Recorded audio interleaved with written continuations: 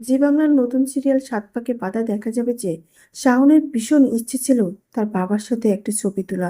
এটা নিয়ে তার ভীষণ আফসোসও ছিল যে তার বাবার সাথে তার কোনো ছবি নেই। এদিকে শাওনকে যখন চোর অপবাদ দিয়ে বাড়ি থেকে বের করে দেওয়ার সম্পূর্ণ বন্দোবস্ত শাওনের বাবাকে দিয়ে করিয়ে ফেলেছে শাওনের পিসিমণি, ঠিক সেই মুহূর্তেই দাবার চালটা উল্টে দিয়েছে শুভ। শুভ সেই লোকের কাছে গিয়েছে যাকে টাকা দিয়ে শাওন চোর সাব্যস্ত হয়েছে, এবং সেই লোকটি বেঁচেও গিয়েছে। মিডিয়ার কাছে সম্পূর্ণ খবরটা পৌঁছে যায় এবং বাড়িতে সবাইকে নিয়ে আসে। সবাই যখন মন্ত্রীমশাই প্রশংসা করে, সবার কাছে এটাই প্রমাণ হয় যে মন্ত্রীমশাই নিজের পকেটে টাকা দিয়ে একটা লোকের জীবন বাঁচিয়েছে। তারপরে শাওনের উপর কোনো রাগ থাকে না।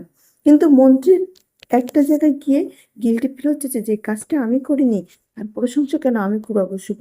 আমি জানি এই কাজটা তুমিই করিয়েছো। তখনই শুভ বলে, হ্যাঁ স্যার, কেউ যদি আপনার প্রশংসা করে ভালো কাজের জন্য, সেটা আমার ভালো লাগে, আর এটা তো আপনি সেই কাজটাই করেছেন।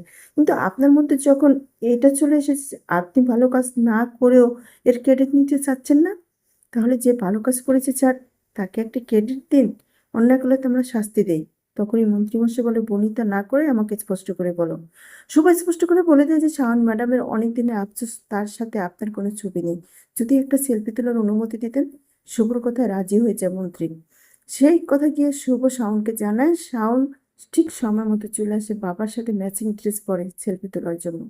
শাওন আর শাওনের বাবা সেলফি তুলে নেয়। সেটাকে তো পিসিমণি ভালোভাবে নেবে না।